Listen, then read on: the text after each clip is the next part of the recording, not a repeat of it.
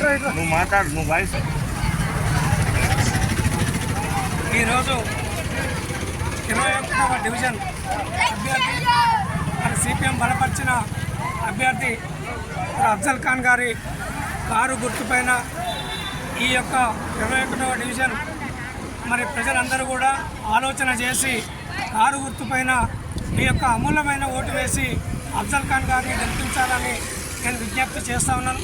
ఎందుకంటే మరి గత 10 సంవత్సరాలలో టీఆర్ఎస్ ప్రభుత్వం మరి అనేక సంక్షేమ పథకాలు తెచ్చి బడుగు బలహీన వర్గాలకు అండగా నిలబడినటువంటి మరి పరిస్థితి పట్టణ ప్రాంతాలలో మరి పేదలకు మరి వృద్ధులకు మరి వృద్ధాప్య పెన్షన్స్ కానీ మరి 200 నుంచి 2000 పెన్షను మరి వికలాంగులకు 4000 పెన్షన్ 2000 నుంచి చేసినటువంటి ఘనత కేసీఆర్ ప్రభుత్వానికి.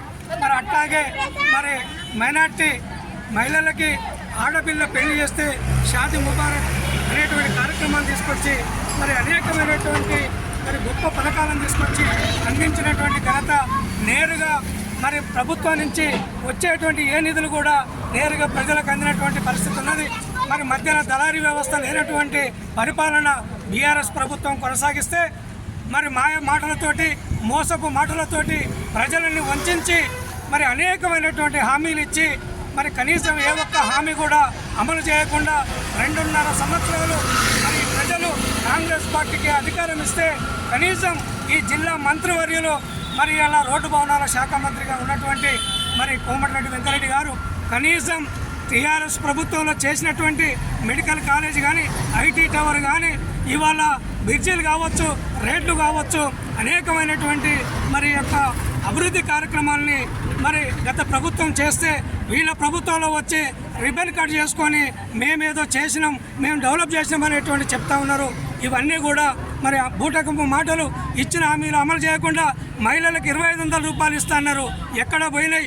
2000 పింఛన్లు 4000 చేస్తా అన్నారు, ఎక్కడ పోయినాయి? ఇచ్చిండ్రా అని చెప్పేసి మేము అడుగుతా ఉన్నాం.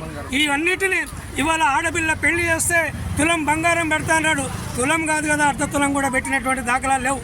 కాబట్టి ఓటర్ మహాశయులకి ఒక్కటే విజ్ఞప్తి చేస్తూ ఉన్నాం, ఈ 21వ డివిజన్ అభ్యర్థి అఫ్జల్ ఖాన్ మరి టీఆర్ఎస్ పార్టీ కారు గుర్తుకు ఓటు వేసి మళ్ళీ కేసీఆర్కి మద్దతు ఇచ్చుకొని మనకు వచ్చేటువంటి సంక్షేమ పథకాలని రాబోయే రోజుల్లో 2 సంవత్సరాలలో టీఆర్ఎస్ ప్రభుత్వం రాబోతూ ఉన్నది.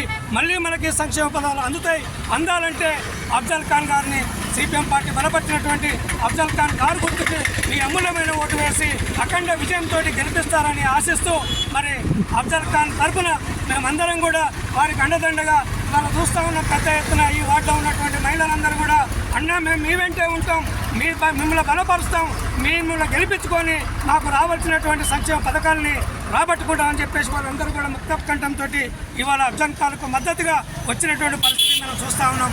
జై తెలంగాణ, జై కేసీఆర్, జై భూపాల్ రెడ్డి.